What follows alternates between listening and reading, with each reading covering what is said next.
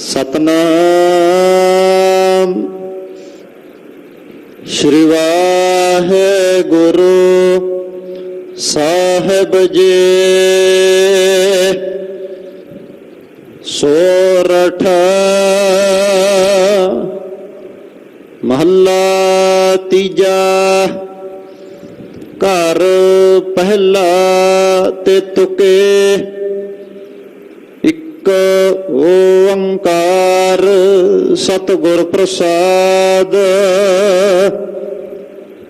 भगतां दे सदा तू रखदा हर जियो।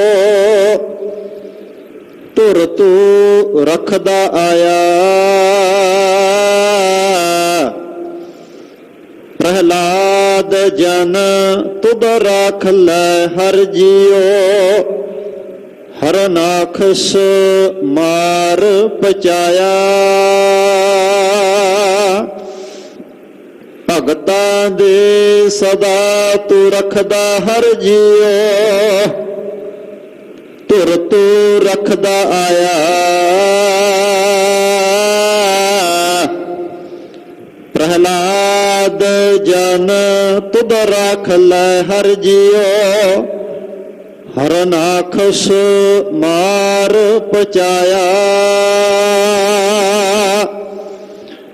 गुरमुखा नो प्रतीत है हर जियो। मन मुख भरम भुलाया हर जी एह तेरी वड्याई। भगतां की पैज रख तू स्वामी भगत तेरी शरणाए। रहाओ भगतां नो जम जो है न सकै। काल न नेड़े जाए केवल राम नाम मन वसया। नामे ही मुक्त पाए रिद्ध सिद्ध सब भगतां चरणे लागे। गुर कै सहज सुभाए मन मुखा नो प्रतीत न आवे। अंतर लोभ सुआओ गुरमुख हृदय शब्द न भेदियो। हर नाम न लागा भाव। कूड़ कपट पाज लहजा से मन मुख फीका अलाओ। भगता विच आप वरतदा प्रभ जे। भगते हो तू जाता माया मोह सब लोक है तेरे। तू एको पुरख बदाता हऊँ मैं मार मनसा मन है समाने। गुर कै शब्द पछाता अचिंत कम कर है प्रभ तिनके। जिन हर का नाम प्यारा गुर प्रसाद सदा मन वसया। सब काज सवारन हारा ओना के रेस करे सो विगुचै। जिन हर प्रभ है रखवारा बिन सतगुर सेवे किन न पाया। मन मुख भौंक मुए बिल लाए। आव है जाव है ठौर न पाव है। दुख में है दुख समाए ਗੁਰਮੁਖ ਹੋਵੈ ਸੋ ਅੰਮ੍ਰਿਤ ਪੀਵੈ, ਸਹਿਜ ਸਾਚ ਸਮਾਏ। ਬਿਨ ਸਤਿਗੁਰ ਸੇਵੇ ਜਨਮ ਨ ਛੋੜੈ, ਜੇ ਅਨੇਕ ਕਰਮ ਕਰੈ ਅਧਕਾਏ। ਵੇਦ ਪੜ੍ਹੈ ਤੈ ਵਾਦ ਵਖਾਣ ਹੈ, ਬਿਨ ਹਰ ਪਤ ਗਵਾਏ। ਸੱਚਾ ਸਤਿਗੁਰ ਸਾਚੇ ਜਿਸ ਬਾਣੇ, ਭਜ ਛੁਟ ਹੈ ਗੁਰ ਸਰਨਾਏ। ਜਿਨ ਹਰ ਮਨ ਵਸਿਆ ਸੇ ਦਰ ਸਾਚੇ, ਦਰ ਸਾਚੈ ਸਚਿਆਰਾ। ਉਹਨਾਂ ਦੀ ਸ਼ੋਭਾ ਜੁਗ ਜੁਗ ਹੋਏ, ਕੋਇ ਨ ਮੇਟਣ ਹਾਰਾ। ਨਾਨਕ ਤਿਨ ਕੈ ਸਦ ਬਲਿਹਾਰੈ, ਜਿਨ ਹਰ ਰਾਖਿਆ ਉਰ ਧਾਰਾ। ਉਹਨਾਂ ਦੀ ਸ਼ੋਭਾ ਜੁਗ ਜੁਗ ਹੋਏ, ਕੋਇ ਨ ਮੇਟਣ ਹਾਰਾ। ਨਾਨਕ ਤਿਨ ਕੈ ਸਦ ਬਲਿਹਾਰੈ, ਜਿਨ ਹਰ ਰਾਖਿਆ ਉਰ ਧਾਰਾ। ਵਾਹਿਗੁਰੂ ਜੀ ਕਾ ਖਾਲਸਾ, ਵਾਹਿਗੁਰੂ ਜੀ ਕੀ ਫਤਿਹ। ਭਗਤ ਪਾਵਨ ਭਗਤ ਵਛਲ ਕਿਰਪਾ ਨਿਧਾਨ ਅਨਾਥ ਨਾਥ ਜਗਤ ਗੁਰੂ ਦਸਾਂ ਪਾਤਸ਼ਾਹੀਆਂ ਦੀ ਆਤਮਿਕ ਜਾਗਦੀ ਜੋਤ, ਹਾਜ਼ਰਾਂ ਹਜੂਰ ਜਹਰਾਂ ਜਹੂਰ ਸਰਬ ਕਲਾ ਭਰਪੂਰ ਸਤਿਗੁਰੂ ਧੰਨ ਧੰਨ ਸ੍ਰੀ ਗੁਰੂ ਗ੍ਰੰਥ ਸਾਹਿਬ ਜੀ ਮਹਾਰਾਜ ਜੀ ਦੀ ਪਵਿੱਤਰ ਪਾਵਨ ਛਤਰ ਛਾਇਆ ਹੇਠ ਜੁੜ ਬੈਠੇ ਗੁਰੂ ਸਵਰੂਪ ਗੁਰੂ ਖਾਲਸਾ ਸਾਧ ਸੰਗਤ ਜੀਓ, ਧੰਤਾ ਦੇ ਪਾਤਰ ਹੋ। ਅੰਮ੍ਰਿਤ ਵੇਲੇ ਤੋਂ ਗੁਰੂ ਚਰਨਾਂ 'ਚ ਜੁੜ ਕੇ ਆਪਣੇ ਜੀਵਨ ਦੀਆਂ ਘੜੀਆਂ ਗੁਰੂ ਲੇਖੇ ਲਾਉਂਦਿਆਂ ਸਫਲ ਔਰ ਸਕਾਰਥਾ ਕਰ ਰਹੇ ਸਾਹਿਬ ਨੌਵੇਂ ਪਾਤਸ਼ਾਹ ਧੰਨ ਧੰਨ ਧੰਨ ਸ੍ਰੀ ਗੁਰੂ ਤੇਗ ਬਹਾਦਰ ਸਾਹਿਬ ਜੀ ਮਹਾਰਾਜ ਜੀ ਦੀਆਂ ਖੁਸ਼ੀਆਂ ਸਤਿਗੁਰਾਂ ਦੀਆਂ ਬਖਸ਼ਿਸ਼ਾਂ ਪ੍ਰਾਪਤ ਕਰ ਰਹੇ ਸਰਬ ਆਸਾ ਪੂਰਨ ਕਰਨੇ ਵਾਲੀ ਸ੍ਰੀ ਆਸਾ ਜੀ ਦੀ ਵਾਰ ਦੇ ਸ਼ਬਦ ਕੀਰਤਨ ਰਾਗੀ ਸਿੰਘਾਂ ਨੇ ਗਾਇਨ ਕੀਤੇ ਹਨ। ਅੰਮ੍ਰਿਤ ਵੇਲੇ ਪਾਵਨ ਪਵਿੱਤਰ ਸ੍ਰੀ ਮੁਖਵਾਕ ਦੀ ਦਾਤ ਸਤਿਗੁਰਾਂ ਨੇ ਬਖਸ਼ਿਸ਼ ਕੀਤੀ ਹੈ। ਰਾਗ ਸੋਰਠ ਦੀਆਂ ਅਸ਼ਟਪਦੀਆਂ ਹਨ, ਤਿੰਨ ਤਿੰਨ ਤੁਕਾਂ ਵਾਲੀਆਂ ਪੰਗਤੀਆਂ ਹਨ, ਤਿੰਨ ਤਿੰਨ ਤੁਕਾਂ ਵਾਲੇ ਪਦੇ ਹਨ। ਆਓ ਕੁਝ ਸਮੇਂ ਲਈ ਤੀਸਰੇ ਪਾਤਸ਼ਾਹ ਜਗਤ ਗੁਰੂ ਸ੍ਰੀ ਗੁਰੂ ਅਮਰਦਾਸ ਸਾਹਿਬ ਜੀ ਦੇ ਚਰਨਾਂ ਨਾਲ ਆਪਣੀਆਂ ਸੁਰਤੀਆਂ ਬਿਰਤੀਆਂ ਜੋੜ ਲਈਏ। ਧੰਨ ਗੁਰੂ ਅਮਰਦਾਸ ਸਾਹਿਬ ਦੇ ਚਰਨਾਂ ਵਿੱਚ ਨਿਮਾਣਿਆਂ ਦੇ ਮਾਣ ਸਤਿਗੁਰਾਂ ਦੇ ਚਰਨਾਂ ਵਿੱਚ ਬੇਨਤੀ ਹੈ, ਮਹਾਰਾਜ ਕਿਰਪਾ ਕਰੋ ਆਪਣੇ ਉਚਾਰਨ ਕੀਤੇ ਹੋਏ ਪਾਵਨ ਸ਼ਬਦ ਦੀ ਸਾਨੂੰ ਸੋਝੀ ਪ੍ਰਦਾਨ ਕਰੋ। ਅਸੀਂ ਬੈਲ ਬੁੱਧੀ ਵਾਲੇ ਜੀਵ ਹਾਂ ਸਾਹਿਬ ਜੀ, ਸਾਨੂੰ ਨਹੀਂ ਜੇ ਕੁਝ ਸੁਝਦਾ ਆਪਣੇ ਆਪ, ਤੁਸੀਂ ਕਿਰਪਾ ਕਰਕੇ ਬੁਝਾਓ, ਤੁਸੀਂ ਕਿਰਪਾ ਕਰਕੇ ਜਣਾਓ। ਸ੍ਰੀ ਗੁਰੂ ਅਮਰਦਾਸ ਸਾਹਿਬ ਦੇ ਚਰਨਾਂ ਵਿੱਚ ਸਮੂਹ ਮਾਈ ਭਾਈ ਆਪਣੀਆਂ ਹਾਜ਼ਰੀਆਂ ਲਵਾਓ। ਆਖੋ ਜੀ ਸਤਨਾਮ ਸ੍ਰੀ ਵਾਹਿਗੁਰੂ ਸਾਹਿਬ ਜੀ, ਸਤਨਾਮ ਸ੍ਰੀ ਵਾਹਿਗੁਰੂ ਸਾਹਿਬ ਜੀ। ਵਾਹਿਗੁਰੂ ਜੀ। ਸੋਰਠ ਮਹੱਲਾ ਤੀਜਾ। ਘਰ ਪਹਿਲਾ ਤੇ ਤੁਕੇ ਇੱਕ ਓੰਕਾਰ ਸਤਿਗੁਰ ਪ੍ਰਸਾਦ। ਸੋਰਠ ਰਾਗ ਹੈ, ਮਹੱਲਾ ਤੀਜਾ। ਤੀਜੇ ਪਾਤਸ਼ਾਹ ਸਤਿਗੁਰੂ ਸ੍ਰੀ ਗੁਰੂ ਅਮਰਦਾਸ ਸਾਹਿਬ ਜੀ ਦਾ ਹੁਕਮ ਹੈ, ਮਹਾਰਾਜ ਜੀ ਦਾ ਸ਼ਬਦ ਹੈ। ਪਹਿਲੇ ਘਰ ਸੁਰ ਤਾਲ ਵਿੱਚ ਸ਼ਬਦ ਨੂੰ ਗਾਉਣ ਦਾ ਹੁਕਮ ਹੈ ਤੇ ਤੁਕੀ ਤਿੰਨ ਤਿੰਨ ਤੁਕਾਂ ਵਾਲੇ ਇਸ ਪਾਵਨ ਸ਼ਬਦ ਦੇ ਪਦੇ ਹਨ। ਮੰਗਲਾਚਰਨ ਕਰਦੇ ਨੇ ਕਿਉਂਕਿ ਮੰਗਲ ਕਰਨਾ ਅਤੀ ਆਵਸ਼ਕ ਹੈ, ਜ਼ਰੂਰੀ ਹੈ ਆਸਤਕ ਵਿਅਕਤੀ ਨੂੰ, ਜਿਹੜਾ ਰੱਬ ਦੀ ਹੋਂਦ ਨੂੰ ਮੰਨਦਾ ਹੈ। ਉਹ ਆਪਣੇ ਇਸ਼ਟ ਦਾ, ਆਪਣੇ ਮਾਲਕ ਦਾ ਮੰਗਲ ਕਰਦਾ। ਸਤਿਗੁਰਾਂ ਦੇ ਇਸ਼ਟ ਅਕਾਲ ਪੁਰਖ ਜੀ ਹਨ, ਇਸ ਕਰਕੇ ਮੰਗਲ ਵੀ ਅਕਾਲ ਪੁਰਖ ਜੀ ਦਾ ਕੀਤਾ ਹੈ। ਇੱਕ ਅਦੁੱਤੀ ਓੰਕਾਰ ਜੋ ਸਾਰਿਆਂ ਵਿੱਚ ਵਿਆਪਕ ਔਰ ਸਰਬ ਦਾ ਪ੍ਰਕਾਸ਼ਕ ਹੈ। ਸਤ ਦਾ ਉਪਦੇਸ਼ ਦੇਣ ਵਾਲੇ ਗੁਰੂ ਦੀ ਕਿਰਪਾ ਦੁਆਰਾ ਤਿਸ ਪਰਮੇਸ਼ਰ ਦੇ ਸਰੂਪ ਦੀ ਪ੍ਰਾਪਤੀ ਹੁੰਦੀ ਹੈ। ਮੰਗਲ ਕਰਨ ਦੀ ਮਰਿਆਦਾ ਪਰੰਪਰਾ ਸਾਡੇ ਦੇਸ਼ ਵਿੱਚ ਬੜੇ ਪੁਰਾਤਨ ਸਮੇਂ ਤੋਂ ਚੱਲਦੀ ਆ ਰਹੀ ਹੈ। ਜਦੋਂ ਵੀ ਕੋਈ ਵਿਦਵਾਨ ਕਿਸੇ ਵੀ ਗ੍ਰੰਥ ਦੀ ਰਚਨਾ ਕਰਨ ਲੱਗਦਾ, ਕਿਸੇ ਵੀ ਪੁਸਤਕ ਦੀ ਰਚਨਾ ਕਰਨ ਲੱਗਦਾ ਹੈ, ਜਿਹੜਾ ਰੱਬ ਦੀ ਹੋਂਦ ਨੂੰ ਮੰਨਣ ਵਾਲਾ ਹੈ, ਉਹ ਸਭ ਤੋਂ ਪਹਿਲਾਂ ਉਸ ਪੁਸਤਕ ਦੇ ਪ੍ਰਾਰੰਭ ਦੇ ਵਿੱਚ ਮੰਗਲ ਕਰਦਾ ਹੈ। ਬਹੁਤੇ ਲਿਖਾਰੀ ਆਮ ਕਰਕੇ ਗਣੇਸ਼ ਜੀ ਦਾ ਮੰਗਲ ਕਰਦੇ ਹਨ।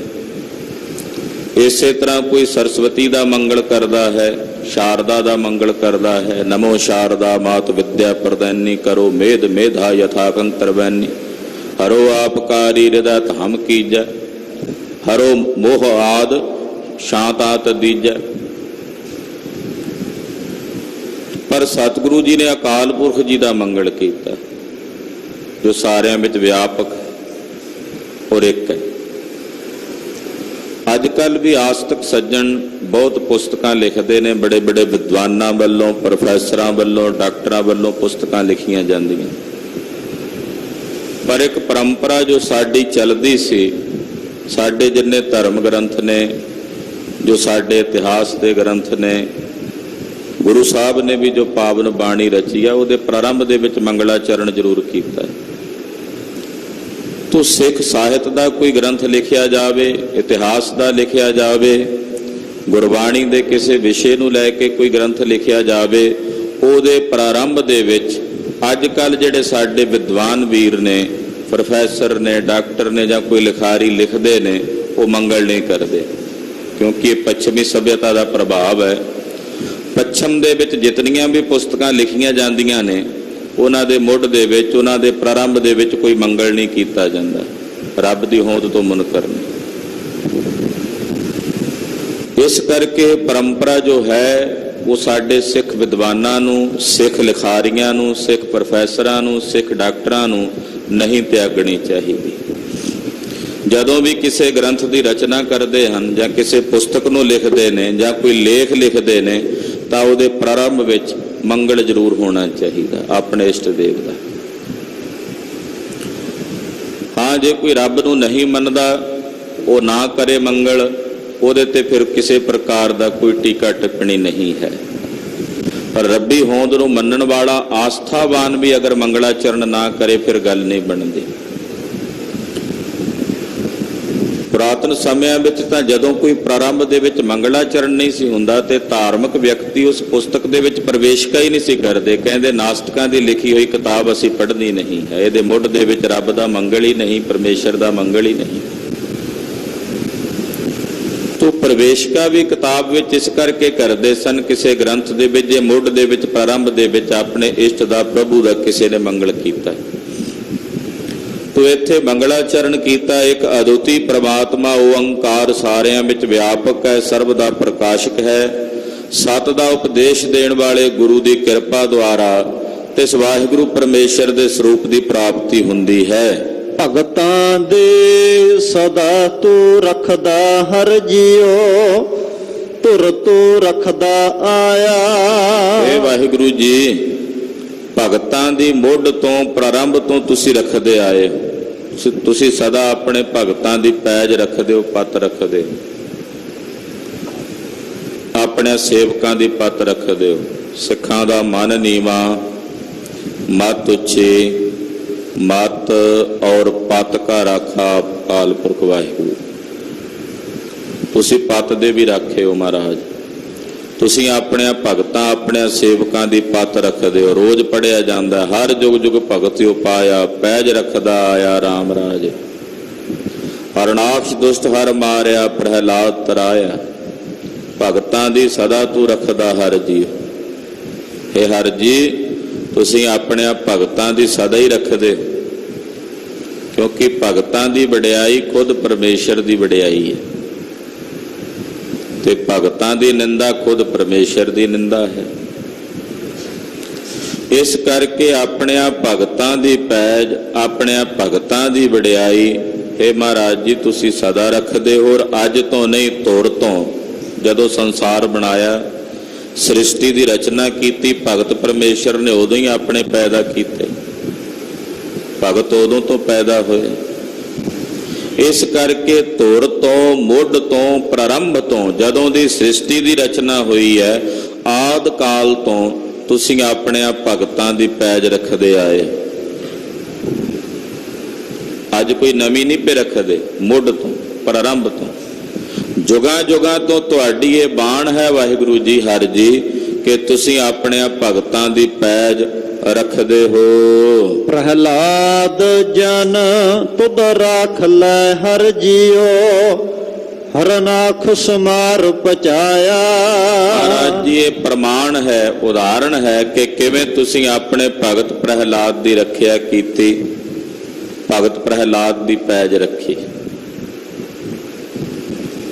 ਕਿਤਨਾ ਘਾਤਕ ਹੋਵੇਗਾ ਉਹ ਵਿਅਕਤੀ ਜਿਹੜਾ ਆਪਣੇ 5 ਸਾਲ ਦੇ ਬੱਚੇ ਦਾ, 6 ਸਾਲ ਦੇ ਬੱਚੇ ਦਾ ਦੁਸ਼ਮਣ ਬਣਿਆ ਹੋਵੇਗਾ। ਹਰਨਾਕਸ਼ ਕਿਤਨਾ ਕਰੂਰ ਹੋਵੇਗਾ,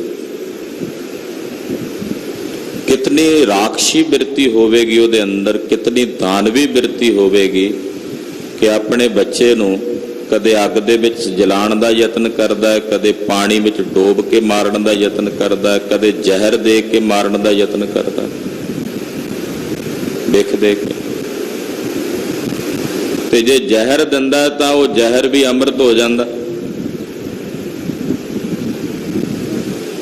ਇਹ ਅਕਾਲ ਪੁਰਖ ਜੀ ਨੇ ਆਪਣੇ ਭਗਤਾਂ ਦੀ ਪੈਜ ਰੱਖੀ। ਨਿਰੰਕਾਰ ਨੇ ਆਪਣੇ ਸੇਵਕਾਂ ਦੀ ਪੈਜ ਰੱਖੀ। ਪ੍ਰਹਿਲਾਦ ਨੂੰ ਰੱਖਿਆ ਔਰ ਹਰਨਾਕਸ਼ ਨੂੰ ਮਾਰ ਕੇ ਪਚਾ ਦਿੱਤਾ, ਜਿਹੜਾ ਕਹਿੰਦਾ ਸੀ ਮੈਂ ਕਦੇ ਮਰਨਾ ਹੀ ਨਹੀਂ। ਆਪਣੇ ਭਗਤ ਦੀ ਰੱਖਿਆ ਕਰਨ ਵਾਸਤੇ ਅਕਾਲ ਪੁਰਖ ਨੇ ਐਸਾ ਜੋ ਆਪਣੇ ਆਪ ਨੂੰ ਅਮਰ ਮੰਨਦਾ ਸੀ ਹਰਨਾਕਸ਼, ਉਹਨੂੰ ਵੀ ਮਾਰ ਕੇ ਪਚਾ ਦਿੱਤਾ, ਖਤਮ ਕਰ ਦਿੱਤਾ। ਗੁਰਮੁਖਾਂ ਨੂੰ ਪ੍ਰਤੀਤ ਹੈ ਹਰ ਜੀਓ, ਮਨਮੁਖ ਭਰਮ ਭੁਲਾਇਆ।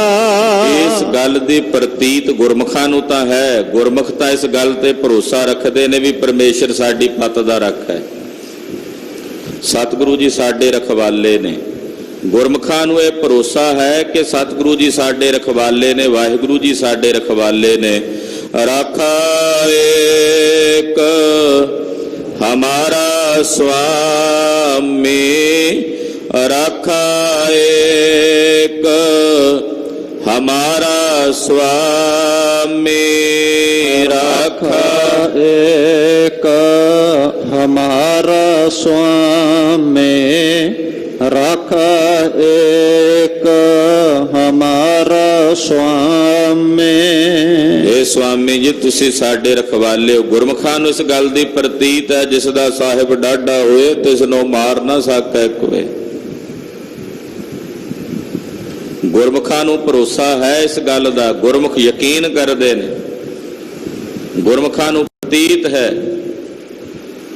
ਪਰ ਮਨਮੁਖ ਭਰਮ ਚ ਭੁੱਲ ਜਾਂਦੇ ਹਨ। ਮਨਮੁਖ ਕਹਿੰਦੇ ਇਸ ਹਾਥੀ ਨਾਲ ਅਸੀਂ ਕਿਵੇਂ ਲੜਾਂਗੇ, ਕਦੇ ਬੰਦੇ ਵੀ ਹਾਥੀਆਂ ਨਾਲ ਲੜੇ ਆ?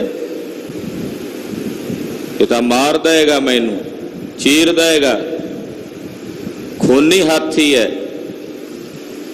ਉਹ ਭੱਜ ਜਾਂਦਾ ਹੈ, ਕੰਧ ਟੱਪ ਕੇ ਭੱਜ ਜਾਂਦਾ ਹੈ।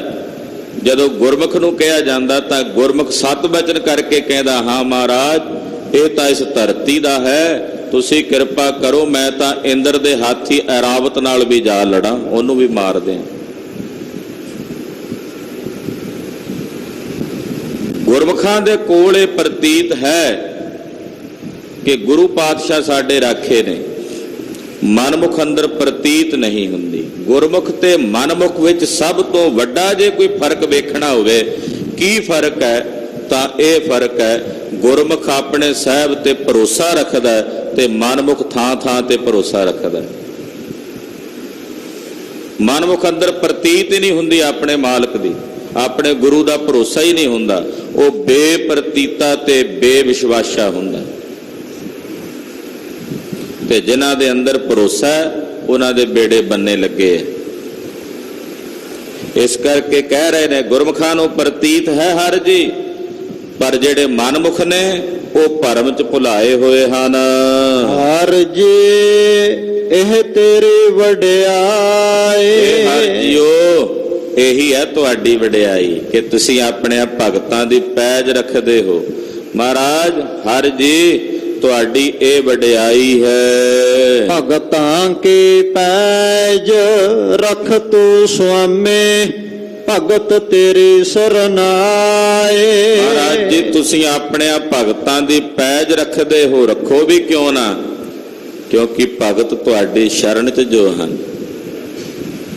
ਭਗਤ ਤੇਰੀ ਸ਼ਰਨਾਈ, ਮਹਾਰਾਜ ਭਗਤ ਤੇਰੀ ਸ਼ਰਨ ਚ ਨੇ, ਤੁਹਾਡੀ ਸ਼ਰਨ ਵਿੱਚ ਨੇ, ਤੇ ਜਿਹੜੇ ਤੁਹਾਡੀ ਸ਼ਰਨ ਵਿੱਚ ਨੇ ਉਹਨਾਂ ਭਗਤਾਂ ਦੀ ਪੈਜ ਤੁਸੀਂ ਰੱਖਦੇ ਹੋ। ਇਹੀ ਤੁਹਾਡੀ ਵਡਿਆਈ ਹੈ, ਇਹੀ ਤੁਹਾਡੀ ਸੋਭਾ ਹੈ। ਰਹਾਉ ਭਗਤਾਂ ਨੂੰ ਜਮ ਜੋ ਹੈ ਨ ਸਕੈ, ਕਾਲ ਨ ਨੇੜੇ ਜਾਏ। ਭਗਤਾਂ ਨੂੰ ਜਮ ਜੋ ਨਹੀਂ ਸਕਦਾ। ਭਗਤ ਦਾ ਰੁਤਬਾ ਇੰਨਾ ਵੱਡਾ ਹੈ ਕਿ ਭਗਤਾਂ ਨੂੰ ਜਮ ਨਹੀਂ ਜੋ ਸਕਦੇ, ਵੇਖ ਵੀ ਨਹੀਂ ਸਕਦੇ, ਭਗਤਾਂ ਦੀ ਵਾਹ ਵੱਲ ਨਹੀਂ ਵੇਖ ਸਕਦੇ। ਜਮ ਪਕੜਨਾ ਤਾਂ ਕਿਤੇ ਰਿਹਾ। ਭਗਤਾਂ ਦੇ ਕੋਲ, ਸਾਹਿਬ ਦੇ ਭਗਤਾਂ ਕੋਲੇ ਬਰਕਤ ਹੈ। ਉਹ ਤਾਂ ਵਾਹਿਗੁਰੂ ਦੇ ਸਨਮੁਖ ਖਲੋ ਕੇ ਕਹਿੰਦੇ ਆ, ਮਹਾਰਾਜ ਤੇਰੇ ਕਰਕੇ ਮੈਂ ਜਾਣਿਆ ਜਾਨਾ ਤੇ ਮੇਰੇ ਕਰਕੇ ਤੂੰ ਜਾਣਿਆ ਜਾਨਾ। ਪ੍ਰਭ ਤੇ ਜਨ ਜਾਣੀਜੈ, ਜਨ ਤੇ ਸੁਆਮੀ। ਇਹ ਗੱਲ ਭਗਤ ਹੀ ਕਹਿ ਸਕਦਾ। ਮਹਾਰਾਜ ਸਾਡੇ ਕਰਕੇ ਤੁਸੀਂ ਜਾਣੇ ਜਾਂਦੇ ਹੋ, ਤੁਹਾਡੇ ਕਰਕੇ ਅਸੀਂ ਜਾਣੇ ਜਾਂਦੇ ਹਾਂ। ਤੇ ਐਸੇ ਭਗਤਾਂ ਨੂੰ ਜਮ ਜੋ ਨਹੀਂ ਸਕਦਾ, ਕਾਲ ਉਹਨਾਂ ਦੇ ਨੇੜੇ ਨਹੀਂ ਆ ਸਕਦਾ।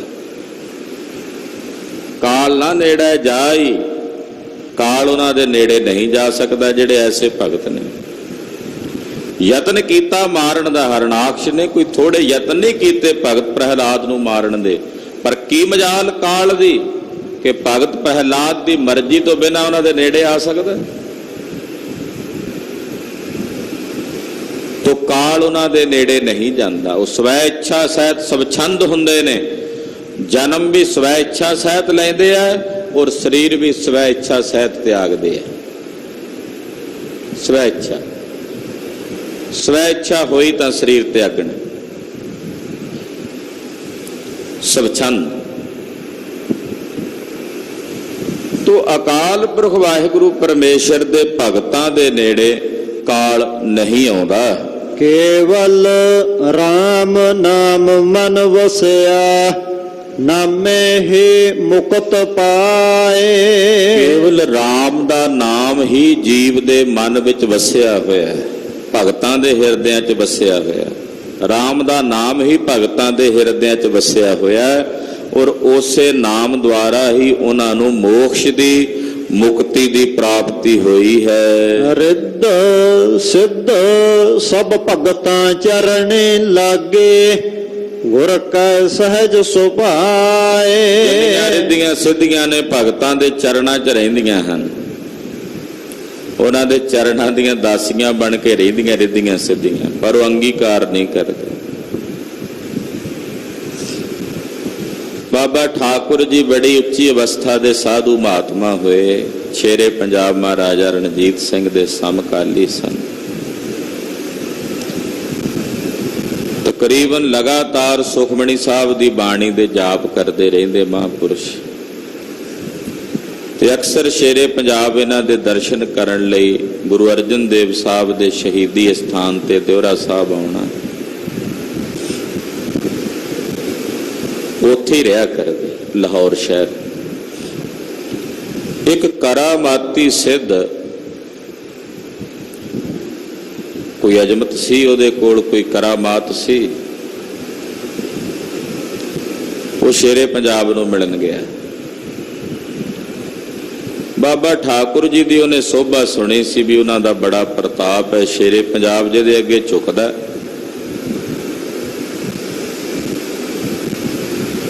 वो करामाती सिद्ध शेरे पंजाब की सभा च आया। शेरे पंजाब का सुभाਅ सी, आए हुए हर एक साधु महात्मा का सत्कार करते, धर्मी व्यक्ति सी। उस साधु का, करामाती साधु का सत्कार करके बिठाया। शाम का वेला सी ते शेरे पंजाब जी अक्सर बाबा ठाकुर जी को जाया करते। अज भी जदों उठ के जान लगे तो सिद्ध नूं पता सी, उन्होंने करामाती नूं भी उत्थे ही जा रहे ने। उन्हें सोचा भी नाल नहीं जाना, क्योंकि शेरे पंजाब ने जाके मत्था टेकना बाबा ठाकुर जी नूं ते फिर मैनू भी टेकना पैना। मैं कोई घट वां, मैं भी करामाती सिद्ध हाँ, भी मैं बाद विच जावांगा।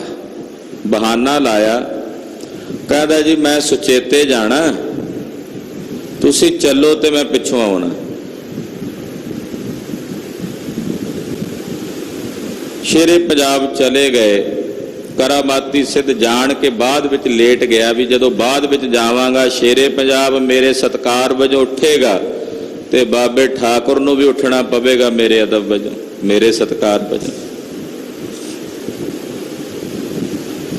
जदों चले शेरे पंजाब जी जाके बैठ गए। बाबा ठाकुर जी बाणी पढ़ रहे सुखमणी साहब जी। इन्ने नूं ये साध भी पिछे पिछे करामाती पहुंचे। शेरे पंजाब ने वेख्या भी संत जी आए ने, उठन लगे।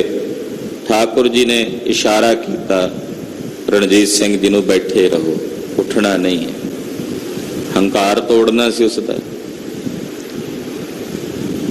बाबा ठाकुर जी दे हाथ दे विच एक छड़ी सी, वो छड़ी उहदे वल कीती, साध वल।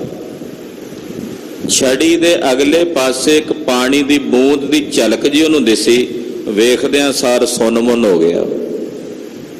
वो करामाती साध ना हिले ना जुले, जिवें कोई पत्थर दी मूर्ति हुंदी है इदां ही खलो गया, चकरत जा होया, अखां तड्डियां होईयां। खबरे की होया समझ नहीं पई। कुछ समा उसे तरह खलोता रहा। इन्ने नूं बाबा ठाकुर जी ने सुखमणी साहब का पाठ पूरा कर लिया, भोग पा लिया। ते शेरे पंजाब ने आख्या बाबा जी तरस करो, इनू की दर्शन कराए ने, ये तो सुनमुन हो गया, की वेख लिया इसने, भी इनू होश विच लियाओ। बाबा जी ने इशारा किया, छड़ी थल्ले सी। एकदम उहदियां अखां जियां जिवें बेहोशी की हालत विचों बाहर आया होवे। वेख्या तो ठाकुर जी हिंदी बोलिया करते सन, उदासीन संत से। कहन लगे शेरे पंजाब रणजीत सिंह, हम जिस ब्रह्मानंद के समुद्र में रहते हैं वहां की बूंद की एक झलक आपका ये सन्यासी संत देख के बर्दाश्त नहीं कर सका। और जिन्हां रिद्धियां सिद्धियां दी एक करामातां दी गल करदा है, वो करामातां उस ब्रह्मानंद दे समुंदर दे विच प्रवेश करन वेले गिट्टे गिट्टे जिथे पानी हुंदा उत्थे ही रह जांदियां ने, अगे तां पूरा ब्रह्मानंद है। संकेत सी कि ਜਿਹੜੇ उस ब्रह्मानंद ਨੂੰ माणना ਚਾਹੁੰਦੇ ਨੇ, शुरुआत विच उस ब्रह्मानंद ਨੂੰ प्राप्त करन तो पहला ਇਹ ਰਿੱਧੀਆਂ ਸਿੱਧੀਆਂ घेर ਲੈਂਦੀਆਂ, ਉੱਥੇ ਹੀ उलझ के रह ਜਾਂਦੇ। पर ब्रह्मानंद ਨੂੰ माणन ਦੀ ਜਗਿਆਸਾ ਰੱਖਣ ਵਾਲੇ ਭਗਤ ਇਹਨਾਂ ਰਿੱਧੀਆਂ ਸਿੱਧੀਆਂ ਦੇ ਕਾਂਖਾਵਾਨ ਨਹੀਂ ਹੁੰਦੇ। ਸਾਨੂੰ ਇਹ ਨਹੀਂ ਚਾਹੀਦੀ। ਇੱਥੇ ਕਹਿ ਰਹੇ ਨੇ ਕਿ ਹਰੀ ਅਕਾਲ ਪੁਰਖ ਪਰਮੇਸ਼ਰ ਦੇ ਭਗਤਾਂ ਦੇ ਚਰਨਾਂ 'ਚ ਰਹਿੰਦੀਆਂ ਨੇ ਰਿੱਧੀਆਂ ਸਿੱਧੀਆਂ। ਰਿੱਧ ਸਿੱਧ ਸਭ ਭਗਤਾਂ ਚਰਣੀ ਲੱਗੀ। ਉਹ ਭਗਤ ਜਨਾਂ ਦੇ ਚਰਣੀ ਲੱਗੀਆਂ ਹੋਈਆਂ ਨੇ। ਗੁਰ ਕੈ ਸਹਿਜ ਸੁਭਾਈ, ਔਰ ਗੁਰੂ ਪਾਤਸ਼ਾਹ ਵੱਲੋਂ ਦਿੱਤੇ ਹੋਏ ਗਿਆਨ ਦੁਆਰਾ ਉਹ ਸੁਭਾਵਕ ਸੁਤੇ ਸੇ ਦੋਸੇ ਗਿਆਨ ਦੀ ਅਵਸਥਾ 'ਚ ਸਥਿਰ ਰਹਿੰਦੇ ਨੇ। ਇਹਨਾਂ ਰਿੱਧੀਆਂ ਸਿੱਧੀਆਂ ਦੇ ਉਲਝੇਵੇਂ ਵਿੱਚ ਨਹੀਂ ਉਲਝਦੇ। ਮਨ ਮੁਖਾਂ ਨੂੰ ਪ੍ਰਤੀਤ ਨ ਆਵੇ, ਅੰਤਰ ਲੋਭ ਸੁਆਓ। ਪਰ ਹਾਂ, ਜਿਹੜੇ ਮਨਮੁਖ ਨੇ ਉਹਨਾਂ ਨੂੰ ਪ੍ਰਤੀਤ ਨਹੀਂ ਆਉਣੀ। ਉਹਨਾਂ ਨੇ ਕਹਿਣਾ ਜੀ ਇਹ ਕੋਈ ਕਰਾਮਾਤ ਨਹੀਂ ਹੁੰਦੀ, ਕੋਈ ਰਿੱਧੀ ਸਿੱਧੀ ਨਹੀਂ ਹੁੰਦੀ ਜੀ, ਇਹ ਸਭ ਗੱਲਾਂ ਨੇ ਜੀ, ਬਤੰਗੜ ਨੇ ਜੀ, ਇਹ ਕਿਵੇਂ ਹੋ ਸਕਦਾ? ਮੈਂ ਨਾ ਮਾਨੂ, ਮੈਂ ਨਾ ਮਾਨੂ ਦਾ ਤੇ ਇਲਾਜ ਹੀ ਕੋਈ ਨਹੀਂ ਦੁਨੀਆ 'ਚ। ਨਾ ਮੰਨੋ ਭਾਈ। ਮਨਮੁਖ ਨੂੰ ਪ੍ਰਤੀਤ ਨਹੀਂ ਬਣਦੀ, ਮਨਮੁਖ ਨੂੰ ਵਿਸ਼ਵਾਸ ਨਹੀਂ ਬਣਦਾ, ਕਿਉਂਕਿ ਮਨਮੁਖ ਦੇ ਹਿਰਦੇ 'ਚ ਹਮੇਸ਼ਾ ਸ਼ੰਕਾ ਰਹਿੰਦਾ, ਤਰਕ ਕੁਤਰਕ ਦੀ ਬਿਰਤੀ ਰਹਿੰਦੀ ਹੈ। ਕਿਵੇਂ ਹੋ ਸਕਦਾ ਹੈ, ਕਿਵੇਂ ਹੋ ਗਿਆ, ਕਿਵੇਂ ਬਣੇਗਾ? ਗੁਰਮੁਖ ਆਪਣੇ ਸਾਹਿਬ ਦੇ ਉੱਤੇ ਵਿਸ਼ਵਾਸ ਰੱਖਦਾ ਹੈ, ਔਰ ਆਪਣੇ ਗੁਰੂ ਤੇ ਵਿਸ਼ਵਾਸ ਰੱਖਦਾ ਤੇ ਪੂਰਾ ਅੰਨਾ ਵਿਸ਼ਵਾਸ ਕਹਿ ਸਕਦੇ ਹਾਂ ਵੀ ਮੈਂ ਆਪਣੇ ਗੁਰੂ ਤੋਂ ਬਿਨਾਂ ਨਹੀਂ ਹੋਰ ਕਿਸੇ ਨੂੰ ਜਾਣਦਾ। ਮਨਮੁਖ ਨੂੰ ਪ੍ਰਤੀਤ ਨਹੀਂ। ਮਨਮੁਖ ਆਦਮੀ ਤਾਂ ਕਹੇਗਾ ਨਹੀਂ ਭਾਈ, ਗੁਰੂ ਪਰਮੇਸ਼ਰ ਥੋੜੀ ਹੈ, ਗੁਰੂ ਰੱਬ ਥੋੜੀ ਹੈ, ਗੁਰੂ ਤਾਂ ਕੱਲਾ ਗਿਆਨ ਹੈ। ਗੁਰਮੁਖ ਨੂੰ ਪ੍ਰਤੀਤ ਹੈ ਕਿ ਗੁਰੂ ਗਿਆਨ ਦਿੰਦਾ ਤੇ ਗੁਰੂ ਪਰਮੇਸ਼ਵਰ ਹੈ, ਪਰਮੇਸ਼ਵਰ ਦਾ ਹੀ ਸਵਰੂਪ ਹੈ, ਪਰਮੇਸ਼ਰ ਨਾਲੋਂ ਵੱਖਰਾ ਨਹੀਂ ਹੈ। ਗੁਰ ਪਰਮੇਸ਼ਰ ਇੱਕੋ ਜਾਨ, ਇੱਕੋ ਹੀ ਹਨ ਦੋਵੇਂ। ਪਰ ਮਨਮੁਖ ਨੂੰ ਪ੍ਰਤੀਤ ਨਹੀਂ ਹੈ। ਕਿਉਂ ਨਹੀਂ ਹੈ? ਉਹਦੇ ਅੰਦਰ ਲੋਭ ਸੁਆਓ, ਕੋਈ ਲਾਲਚ ਹੈ, ਸੁਆਓ ਸਵਾਰਥ ਹੈ। ਜਦੋਂ ਕਿਸੇ ਤਰ੍ਹਾਂ ਦਾ ਕੋਈ ਲਾਲਚ ਤੇ ਸਵਾਰਥ ਮਨੁੱਖ ਨੂੰ ਘੇਰਦਾ ਹੈ, ਉਹ ਕਈ ਚੀਜ਼ਾਂ ਨੂੰ ਜਾਣਦਾ ਹੋਇਆ ਵੀ ਅਣਜਾਣ ਬਣ ਜਾਂਦਾ, ਕਿਉਂਕਿ ਉਹਦਾ ਲਾਲਚ ਪੂਰਾ ਨਹੀਂ ਹੋਣਾ, ਸਵਾਰਥ ਪੂਰਾ ਨਹੀਂ ਹੋਣਾ। ਜਿੱਥੇ ਲਾਲਚ ਆਵੇਗਾ, ਜਿੱਥੇ ਸਵਾਰਥ ਆਵੇਗਾ, ਉੱਥੇ ਪ੍ਰਤੀਤ ਨਹੀਂ ਹੋਵੇਗੀ, ਭਰੋਸਾ ਨਹੀਂ ਹੋਵੇਗਾ। ਜਿੱਥੇ ਤੁਸੀਂ ਨਿਰਸਵਾਰਥ ਹੋ ਜਾਂਦੇ ਹੋ, ਉੱਥੇ ਪ੍ਰਤੀਤ ਬਣਦੀ ਹੈ, ਉੱਥੇ ਭਰੋਸਾ ਵੱਜਦਾ। ਤੇ ਜਿੱਥੇ ਸਵਾਰਥ ਹੋਵੇ, ਜਿੰਨਾ ਚਿਰ ਪੂਰਾ ਹੋਵੇਗਾ ਠੀਕ, ਨਾ ਹੋਵੇ ਤਾਂ ਤਿਤ ਦਿਨ ਬੋਲਣ ਗੰਧ। ਮਨਮੁਖ ਬੰਦਾ ਉਦੋਂ ਤੱਕ ਹੀ ਨਾਲ ਜੁੜ ਕੇ ਰਹਿੰਦਾ ਜਦੋਂ ਤੱਕ ਤੁਸੀਂ ਉਹਦੀਆਂ ਲੋੜਾਂ ਪੂਰੀਆਂ ਕਰਦੇ ਹੋ। ਜਿਸ ਦਿਨ ਉਹਦੀ ਲੋੜ ਪੂਰੀ ਨਾ ਕਰ ਸਕੇ, ਉਸੇ ਦਿਨ ਉਹਨੇ ਗੰਦ ਬੋਲਣ ਲੱਗ ਪੈਣਾ, ਬੜਾ ਬੰਦਾ ਬੜਾ ਮਾੜਾ ਹੈ। ਮਿਲਦਾ ਰਹੇ ਤਾਂ ਸੋਭਾ ਵਡਿਆਈ। ਮਨਮੁਖ ਨੂੰ ਪ੍ਰਤੀਤ ਨਹੀਂ ਹੈ, ਔਰ ਮਨਮੁਖ ਦੇ ਅੰਦਰ ਲਾਲਚ ਹੈ ਔਰ ਸਵਾਰਥ ਦੀ ਬਿਰਤੀ ਹੈ। ਗੁਰਮੁਖ ਹਿਰਦੈ ਸ਼ਬਦ ਨ ਭੇਦਿਓ, ਹਰ ਨਾਮ ਨ ਲਾਗਾ ਭਾਉ। ਗੁਰੂ ਦੇ ਮੁਖ ਦੁਆਰਾ ਸ਼ਬਦ ਸੁਣ ਕੇ ਉਹਨਾਂ ਮਨਮੁਖਾਂ ਨੇ ਆਪਣੇ ਹਿਰਦੇ ਨੂੰ ਵਿੰਨਿਆ ਹੀ ਨਹੀਂ, ਸ਼ਬਦ ਦੁਆਰਾ ਹਿਰਦੇ ਨੂੰ ਵਿੰਨਿਆ ਹੀ ਨਹੀਂ।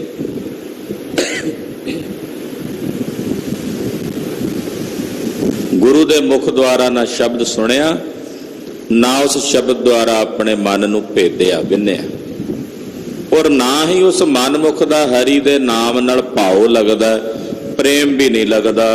ਕੂੜ ਕਪਟ ਪਾਜ ਲਹਿ ਜਾਸੇ, ਮਨ ਮੁਖ ਫਿੱਕਾ ਅਲਾਓ। ਮਨਮੁਖ ਬੰਦਾ ਜਦੋਂ ਫਿੱਕਾ ਬੋਲਦਾ ਤੇ ਉਹਦੇ ਕੂੜ ਤੇ ਝੂਠ ਦਾ ਜਿਹੜਾ ਕੀਤਾ ਹੋਇਆ ਮੁਲੰਮਾ ਹੁੰਦਾ, ਨਾਲ ਹੀ ਲੈ ਜਾਂਦਾ।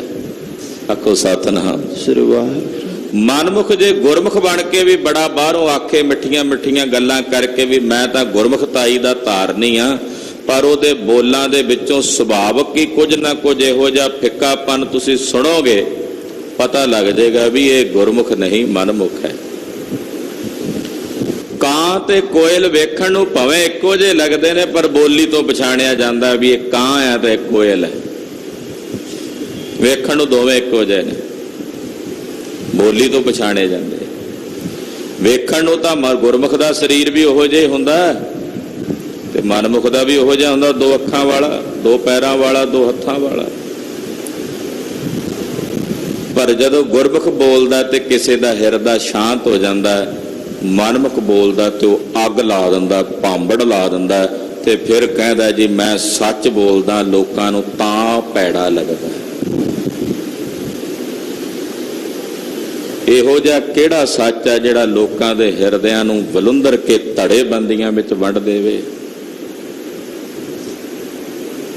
ਗੁਰਮੁਖ ਦੇ ਬੋਲੇ ਹੋਏ ਬੋਲ ਤਪਦੇ ਹੋਏ ਹਿਰਦਿਆਂ ਨੂੰ ਸ਼ਾਂਤ ਕਰਦੇ ਹੈ ਤੇ ਮਨਮੁਖ ਦੇ ਬੋਲੇ ਹੋਏ ਬੋਲ ਉਹ ਸ਼ਾਂਤ ਹੋਏ ਹਿਰਦਿਆਂ ਨੂੰ ਵੀ ਸਾੜ ਕੇ ਸਵਾਹ ਕਰਕੇ ਰੱਖ ਦਿੰਦੇ। ਤੇ ਜਦੋਂ ਬੋਲਦਾ ਹੈ ਫਿੱਕਾ, ਹਲਾਉਂਦਾ ਹੈ ਫਿੱਕਾ, ਤਾਂ ਫਿਰ ਉਹਦੇ ਬੋਲੇ ਹੋਏ ਬੋਲਾਂ ਨਾਲ ਉਹਦਾ ਜਿੰਨਾ ਝੂਠ ਦਾ ਮੁਲੰਮਾ ਤਾਮ ਝਾਮ ਕੀਤਾ ਹੁੰਦਾ ਉਹ ਉਗੜ ਕੇ ਲੋਕਾਂ ਦੇ ਸਾਹਮਣੇ ਆ ਜਾਂਦਾ ਹੈ। ਭਗਤਾਂ ਵਿੱਚ ਆਪ ਵਰਤਦਾ ਪ੍ਰਭ ਜੀ, ਭਗਤੇ ਹੋ ਤੂੰ ਜਾਤਾ।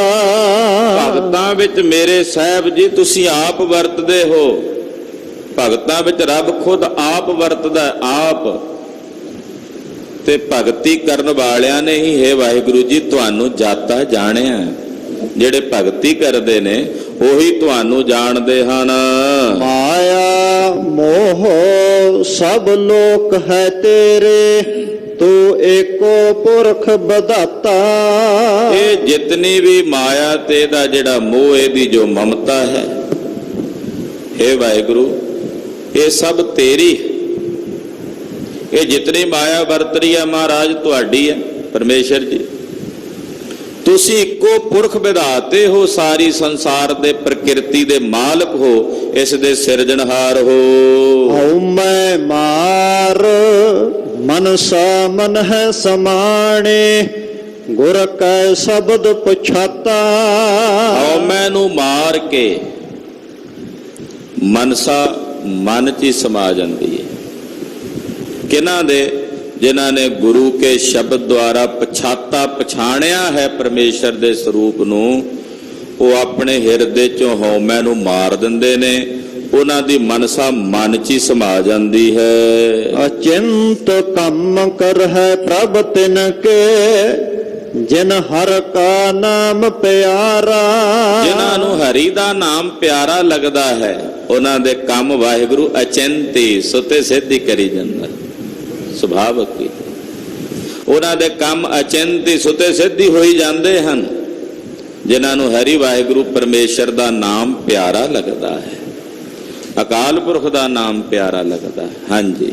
ਗੁਰ ਪ੍ਰਸਾਦ ਸਦਾ ਮਨ ਵਸਿਆ, ਸਭ ਕਾਜ ਸਵਾਰਨ ਹਾਰਾ। ਜਿਨ੍ਹਾਂ ਤੇ ਗੁਰੂ ਦਾ ਪ੍ਰਸਾਦ ਹੈ, ਗੁਰੂ ਦੀ ਕਿਰਪਾ ਹੈ, ਉਹਨਾਂ ਦੇ ਹਿਰਦਿਆਂ 'ਚ ਸਦਾ ਲਈ ਵਾਹਿਗੁਰੂ ਵਸ ਜਾਂਦਾ ਹੈ ਔਰ ਉਹਨਾਂ ਦੇ ਸਾਰੇ ਕਾਰਜ ਵਾਹਿਗੁਰੂ ਜੀ ਆਪ ਕਿਰਪਾ ਕਰਕੇ ਸਵਾਰਨਹਾਰੇ ਹੋ ਕੇ ਸਵਾਰਦੇ ਹਨ। ਉਹਨਾਂ ਕੇ ਰੀਸ ਕਰੇ ਸੋ ਵਿਗੁਚੈ, ਜਿਨ ਹਰ ਪ੍ਰਭ ਹੈ ਰਖਵਾਰਾ।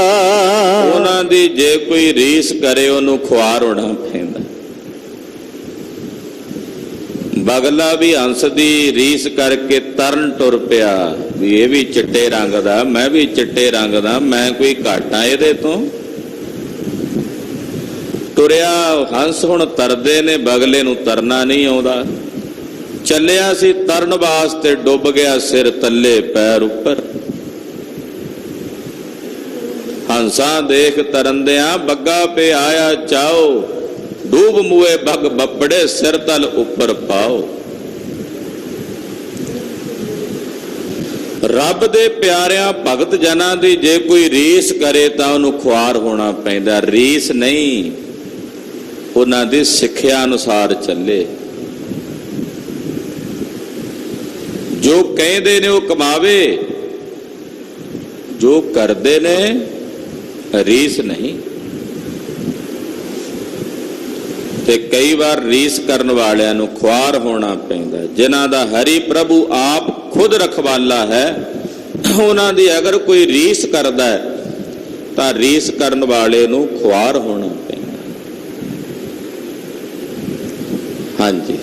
ਬਿਨ ਸਤਗੁਰ ਸੇਵੇ ਕਿਨ ਨ ਪਾਇਆ, ਮਨ ਮੁਖ ਭੌਂਕ ਮੂਏ ਬਿਲ ਲਾਏ। ਰੀਸ ਕੀਤੀ, ਸਿਧਾਂਤ ਨਹੀਂ ਸਮਝਿਆ। ਜੇ ਸਿਧਾਂਤ ਨਹੀਂ ਸਮਝਿਆ ਤੇ ਫਿਰ ਗੱਲ ਨਹੀਂ ਨਾ ਬਣਨੀ।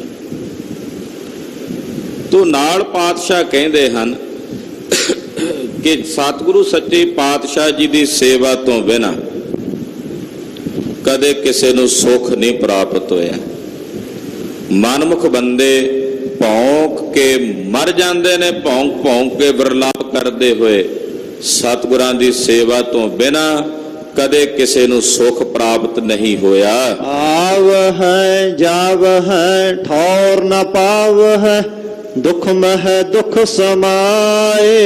ਏਦਾਂ ਦੇ ਜੀਵਾਂ ਨੂੰ ਆਉਣਾ ਜਾਣਾ ਪੈਂਦਾ, ਜੰਮਣਾ ਮਰਨਾ ਪੈਂਦਾ। ਉਹਨਾਂ ਨੂੰ ਨਾ ਇੱਥੇ ਥਾਂ ਮਿਲਦੀ ਹੈ ਨਾ ਉੱਥੇ।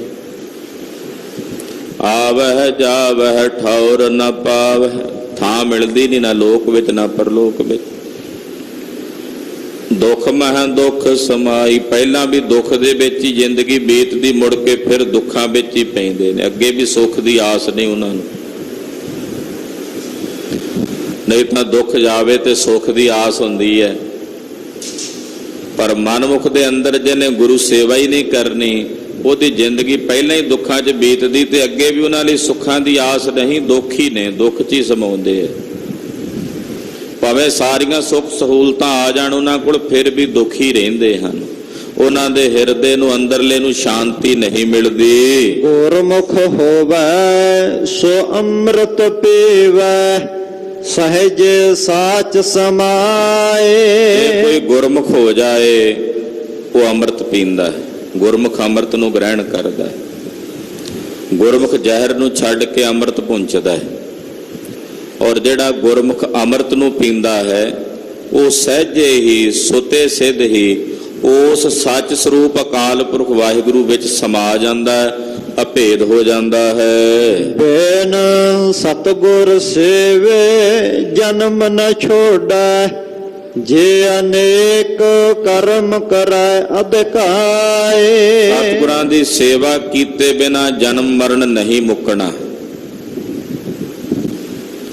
ਗੁਰ ਸੇਵਾ ਤੇ ਸੁਖ ਉਪਜੈ, ਫਿਰ ਦੁੱਖ ਨਾ ਲੱਗੈ ਆਏ। ਜੰਮਣ ਮਰਨਾ ਮਿਟ ਗਿਆ, ਕਾਲੈ ਕਾ ਕਿਛ ਨਾ ਵਸਾਏ। ਗੁਰੂ ਸੇਵਾ ਕੀਤਿਆਂ ਜਨਮ ਮਰਨ ਮੁੱਕਦਾ ਹੈ। ਸਤਿਗੁਰਾਂ ਦੀ ਸੇਵਾ ਤੋਂ ਬਿਨਾ ਮਹਾਰਾਜ ਜੀ ਕਹਿੰਦੇ ਜਨਮ ਮਰਨ ਨਹੀਂ ਕੱਟਿਆ ਜਾਂਦਾ। ਸੇਵਾ ਦੇ ਕਈ ਪ੍ਰਕਾਰ ਹਨ ਜਿਹੜੇ ਸਤਿਗੁਰਾਂ ਨੂੰ ਸਮਰਪਣ ਭਾਵ ਨਾਲ ਕੀਤੇ ਜਾ ਸਕਦੇ ਹਨ। ਕਈ ਪ੍ਰਕਾਰ ਦੀ ਸੇਵਾ ਹੈ। ਝਾੜੂ ਮਾਂਜਣ ਤੋਂ ਲੈ ਕੇ, ਬਰਤਨ ਮਾਂਜਣ ਤੋਂ ਲੈ ਕੇ, ਗੁਰੂ ਘਰ ਵਿੱਚ ਜੋੜੇ ਝਾੜਨ ਤੋਂ ਲੈ ਕਰਕੇ, ਇਹ ਸਭ ਸੇਵਾ ਦਾ ਹੀ ਸਵਰੂਪ ਹੈ। ਕਿਸੇ ਭੁੱਖੇ ਨੂੰ ਭੋਜਨ ਛਕਾਉਣ ਤੱਕ, ਪਿਆਸੇ ਨੂੰ ਪਾਣੀ ਪਿਲਾਉਣ ਤੱਕ, ਜਦੋਂ ਗੁਰੂ ਨੂੰ ਸਮਰਪਣ ਭਾਵ ਨਾਲ ਸੇਵਾ ਕਰਦੇ ਆ ਫਿਰ ਉਹ ਗੁਰ ਸੇਵਾ। ਪਰ ਜਦੋਂ ਹੰਕਾਰ ਨੂੰ ਪੱਠੇ ਪਾਉਣ ਵਾਸਤੇ ਸੇਵਾ ਕਰਦੇ ਆ ਫਿਰ ਉਹ ਗੁਰ ਸੇਵਾ ਨਹੀਂ ਹੁੰਦੀ, ਆਪਣੇ ਨਿਜ ਨੂੰ ਜਣਾਉਣ ਦੀ ਬਿਰਤੀ ਹੁੰਦੀ ਹੈ। ਸੇਵਾ ਕਰਦਿਆਂ ਨਿਜ ਮਿਟਾਉਣਾ ਹੈ, ਆਪਣਾ ਆਪ ਮਿਟਾਉਣਾ ਹੈ, ਆਪਾ ਜਣਾਉਣਾ ਨਹੀਂ।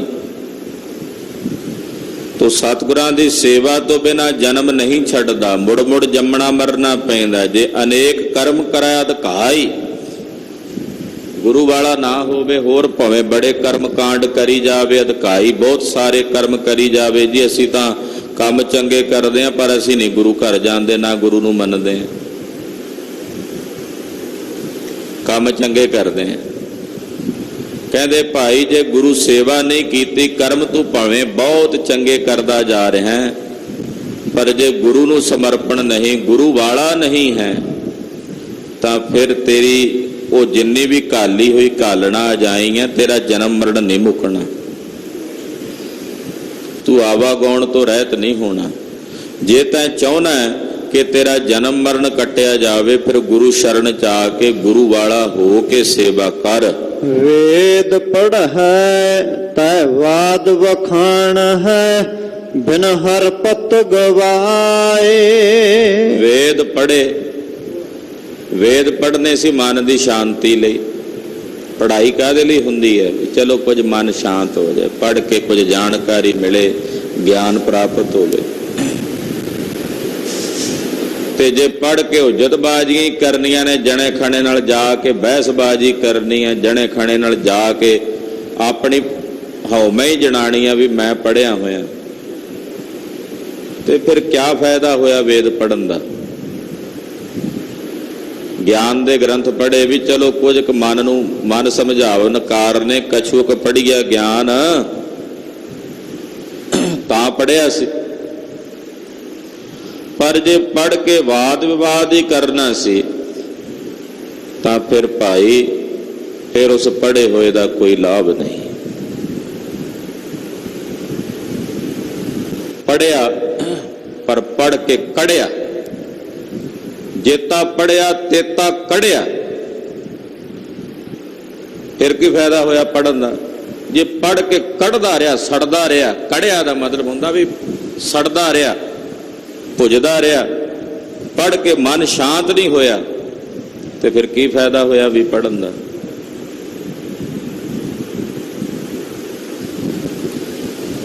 ਪੜ੍ਹਨਾ ਚਾਹੀਦਾ ਹੈ ਤਾਂ ਜੋ ਹਿਰਦਾ ਸ਼ਾਂਤ ਹੋਵੇ।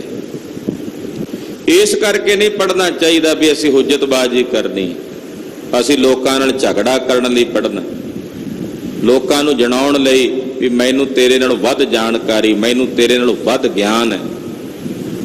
ਇਹ ਬਿਰਤੀ ਨਹੀਂ ਹੋਣੀ ਚਾਹੀਦੀ। ਪੜ੍ਹਾਈ ਕਰਨੀ ਚਾਹੀਦੀ ਹੈ ਆਪਣੇ ਨਿਜ ਆਨੰਦ ਵਾਸਤੇ। ਕਿਤਾਬਾਂ ਦੇ ਪੇਜਾਂ ਦੀ ਜਿਹੜੀ ਖੜਖੜਾਹਟ ਹੁੰਦੀ ਹੈ ਨਾ, ਪੜ੍ਹਨ ਵਾਲੇ ਨੂੰ ਬੜੀ ਪਿਆਰੀ ਲੱਗਦੀ ਹੈ ਜਿਹਨੇ ਰਸ ਲੈਣਾ ਹੁੰਦਾ। ਪਰ ਜਿਸ ਨੇ ਵਿਵਾਦ ਹੀ ਕਰਨੇ ਨੇ, ਝਗੜੇ ਹੀ ਕਰਨੇ ਨੇ, ਉਹ ਫਿਰ ਥਾਂ ਥਾਂ ਤੇ ਆਪਣਾ ਜਲੂਸ ਕਢਾਉਂਦੇ ਫਿਰਦੇ। ਅਕਸਰ ਵੇਦ ਪੜ੍ਹਨ ਵਾਲੇ, ਧਰਮ ਗ੍ਰੰਥਾਂ ਨੂੰ ਪੜ੍ਹਨ ਵਾਲੇ ਜਦੋਂ ਹੰਕਾਰੀ ਹੋ ਗਏ, ਤੇ ਇਤਿਹਾਸ ਵਿੱਚ ਆਉਂਦਾ ਉਹਨਾਂ ਦਾ ਗੁਰੂ ਸਾਹਿਬ ਨੂੰ ਵੀ ਆ ਕੇ ਕਹਿ ਦਿੱਤਾ ਕਰੋ ਸਾਡੇ ਨਾਲ ਚਰਚਾ। ਤੇ ਮੇਰੇ ਸਾਹਿਬ ਕਹਿਣ ਲੱਗੇ ਵੀ ਤੁਹਾਡੇ ਨਾਲ ਚਰਚਾ ਕੀ ਕਰੀਏ? ਹੰਕਾਰ ਵਿੱਚੋਂ ਕੀ ਨਿਕਲਣਾ? ਹੰਕਾਰ ਚੋਂ ਕਿਹੜਾ ਤੁਹਾਡਾ ਗਿਆਨ ਪ੍ਰਗਟ ਹੋਣਾ? ਕਿਹੜੇ ਜਿਹੜੇ ਚਸ਼ਮੇ ਫੁੱਟਣੇ ਨੇ ਤੁਹਾਡੇ ਅੰਦਰੋਂ, ਜਿਹੜੇ ਹੰਕਾਰ ਦੇ ਵਿੱਚੋਂ ਫੁੱਟਣੇ ਗਿਆਨ ਦੇ? ਹਉਮੈ ਵਿੱਚੋਂ ਉਪਜਿਆ ਹੋਇਆ ਗਿਆਨ ਸੰਸਾਰ ਲਈ ਘਾਤਕ ਹੁੰਦਾ ਹੈ, ਉਸਾਰੂ ਨਹੀਂ ਹੁੰਦਾ। ਨਿਮਰਤਾ ਤੇ ਹਲੀਮੀ ਸਹਿਤ ਪੜ੍ਹੀ ਹੋਈ ਪੜ੍ਹਾਈ ਵਿੱਚੋਂ ਅੰਦਰੋਂ ਉਪਜੇ ਹੋਏ ਗਿਆਨ ਦੇ ਚਸ਼ਮੇ ਲੋਕਾਂ ਨੂੰ ਸਰ ਸਬਜ਼ ਕਰਕੇ ਰੱਖ ਦਿੰਦੇ ਆ, ਸੁੱਕਿਆਂ ਨੂੰ ਹਰੇ ਭਰੇ ਕਰਕੇ ਰੱਖ ਦਿੰਦੇ ਆ।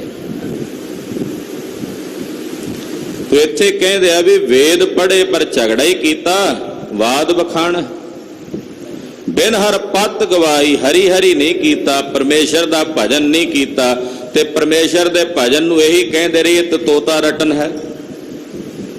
ਤੇ ਬਿਨਾਂ ਹਰੀ ਦੇ ਭਜਨ ਤੋਂ ਆਪਣੀ ਪਤ ਗਵਾਈ, ਆਪਣੀ ਇੱਜ਼ਤ ਗਵਾ ਲਈ। ਸੱਚਾ ਸਤਿਗੁਰ ਸਾਚੇ ਜਿਸ ਬਾਣੇ, ਭਜ ਛੁਟ ਹੈ ਗੁਰ ਸਰਨਾਏ। ਮੇਰੇ ਸਤਿਗੁਰੂ ਸੱਚੇ ਨੇ ਔਰ ਮੇਰੇ ਸਤਿਗੁਰਾਂ ਦੀ ਸੱਚੀ ਬਾਣੀ ਸੱਚੀ ਹੈ। ਸਤਿਗੁਰੂ ਸੱਚੇ ਨੇ, ਸਤਿਗੁਰਾਂ ਦੀ ਬਾਣੀ ਸੱਚੀ ਹੈ। ਜਿਹੜਾ ਇਸ ਬਾਣੀ ਦੁਆਰਾ ਪਰਮੇਸ਼ਰ ਦਾ ਭਜਨ ਕਰਦਾ ਹੈ, ਉਹ ਸਾਹਿਬ ਦੀ ਸ਼ਰਨ ਚ ਪੈ ਕੇ ਛੁੱਟ ਜਾਂਦਾ ਹੈ। ਭਜ ਛੂਟਾ ਗੁਰ ਸ਼ਰਨਾਈ, ਜਿਹੜਾ ਭਜ ਕੇ ਗੁਰੂ ਸ਼ਰਨ ਚ ਆ ਜਾਂਦਾ ਭਾਈ, ਉਹ ਛੁੱਟ ਜਾਂਦਾ ਇਹਨਾਂ ਦਵੰਦਾਂ ਤੋਂ, ਉਹਦੀ ਮੋਕਸ਼ ਹੋ ਜਾਂਦੀ ਹੈ, ਉਹ ਕਲਿਆਣ ਨੂੰ ਪ੍ਰਾਪਤ ਹੋ ਜਾਂਦਾ ਹੈ। ਜਿਨ ਹਰ ਮਨ ਵਸਿਆ ਸੇ ਦਰ ਸਾਚੇ, ਦਰ ਸਾਚੈ ਸਚਿਆਰਾ। ਜਿਨ੍ਹਾਂ ਦੇ ਮਨ ਵਿੱਚ ਹਰੀ ਵਸਿਆ, ਹਰੀ, ਉਹ ਰੱਬ ਦੇ ਦਰ ਤੇ ਸੱਚੇ ਨੇ, ਤੇ ਸੱਚੇ ਦੇ ਦਰ ਤੇ ਉਹ ਸੱਚਿਆਰ ਹੋ ਕੇ ਪਹੁੰਚਦੇ ਨੇ। ਜਿਨ੍ਹਾਂ ਦੇ ਹਿਰਦਿਆਂ ਵਿੱਚ, ਜਿਨ੍ਹਾਂ ਦੇ ਮਨਾਂ ਵਿੱਚ ਹਰੀ ਅਕਾਲ ਪੁਰਖ ਵਾਹਿਗੁਰੂ ਪਰਮੇਸ਼ਰ ਦਾ ਨਿਵਾਸ ਹੈ। ਉਹਨਾਂ ਦੀ ਸੋਭਾ ਜੁਗ ਜੁਗ ਹੋਏ, ਕੋਈ ਨਾ ਮੇਟਣ ਹਾਰਾ। ਇਹ ਭਾਈ ਉਹਨਾਂ ਦੀ ਸੋਭਾ ਜੁਗਾਂ ਜੁਗਾਂ ਤਾਈਂ ਹੁੰਦੀ ਹੈ, ਜੁਗਾਂ ਜੁਗਾਂ ਤਾਈਂ ਕੋਈ ਨਹੀਂ ਮੇਟ ਸਕਦਾ। ਰੱਬ ਦੇ ਪਿਆਰਿਆਂ ਦੀ ਸੋਭਾ ਮਿਟਾਉਣ ਵਿੱਚ ਭਾਵੇਂ ਕੋਈ ਐਡੀ ਚੋਟੀ ਦਾ ਜ਼ੋਰ ਲਾ ਲਵੇ, ਉਹਨਾਂ ਦੀ ਸੋਭਾ ਘਟਣੀ ਨਹੀਂ, ਸਗੋਂ ਦੂਣ ਸਵਾਈ ਹੋਣੀ ਆ, ਹੋਰ ਵਧਣੀ। ਉਹਨਾਂ ਦੀ ਸੋਭਾ ਜੁਗ ਜੁਗ ਹੋਈ, ਉਹਨਾਂ ਦੀ ਸੋਭਾ ਜੁਗ ਜੁਗ ਹੋਈ। ਉਹਨਾਂ ਦੀ ਸੋਭਾ ਜੁਗ ਜੁਗ ਹੋਏ, ਉਹਨਾਂ ਦੀ ਸੋਭਾ ਜੁਗ ਜੁਗ ਹੋਏ। ਉਹਨਾਂ ਦੀ ਸੋਭਾ ਜੁਗ ਜੁਗ ਹੋਈ, ਉਹਨਾਂ ਦੀ ਸੋਭਾ ਜੁਗ ਜੁਗ ਹੋਈ। ਉਹਨਾਂ ਦੀ ਸੋਭਾ ਜੁਗ ਜੁਗ ਹੋਏ, ਉਹਨਾਂ ਦੀ ਸੋਭਾ ਜੁਗ ਜੁਗ ਹੋਏ। ਕੋਈ ਨਾ ਮਿਟਣ ਹਾਰਾ, ਕੋਈ ਨਾ ਮਿਟਣ ਹਾਰਾ, ਕੋਈ ਨ ਮੇਟਨ ਹਾਰਾ, ਕੋਈ ਨ ਮੇਟਨ ਹਾਰਾ। ਕੋਈ ਨਾ ਮਿਟਣ ਹਾਰਾ, ਕੋਈ ਨਾ ਮਿਟਣ ਹਾਰਾ।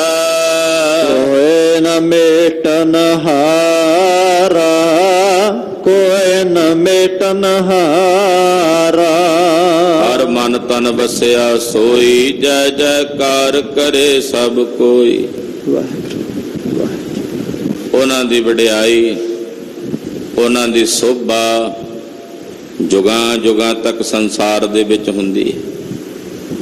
ਔਰ ਉਹਨਾਂ ਦੀ ਸੋਭਾ ਨੂੰ ਬਾਬਾ ਬੁੱਢਾ ਸਾਹਿਬ ਜੀ, ਭਾਈ ਸਾਲੋ ਜੀ, ਭਾਈ ਬਹਿਲੋ ਜੀ, ਭਾਈ ਕਨਈਆ ਜੀ, ਭਾਈ ਸੁਥਰੇ ਸ਼ਾਹ ਜੀ, ਕਿੰਨੇ ਮਹਾਂਪੁਰਸ਼, ਕਿੰਨੇ ਗੁਰਸਿੱਖ, ਉਹਨਾਂ ਦੀ ਵਡਿਆਈ ਜੁਗਾਂ ਜੁਗਾਂ ਤੱਕ ਹੈ। ਉਹਨੂੰ ਕੋਈ ਮੇਟ ਨਹੀਂ ਸਕਦਾ, ਨਾ ਕਿਸੇ ਵਿੱਚ ਮੇਟਣ ਦੀ ਸਮਰੱਥਾ ਹੈ।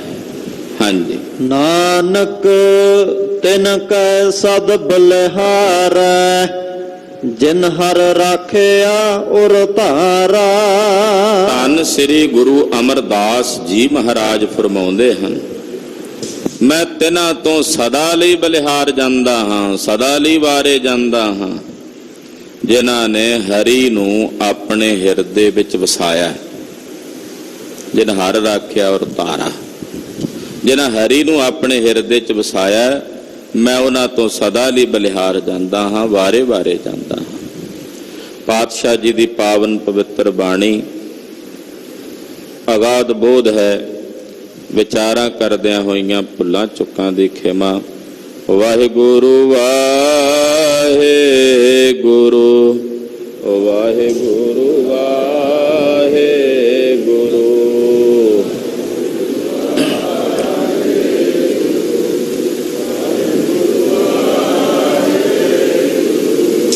ਵਾਹਿਗੁਰੂ ਵਾਹਿਗੁਰੂ,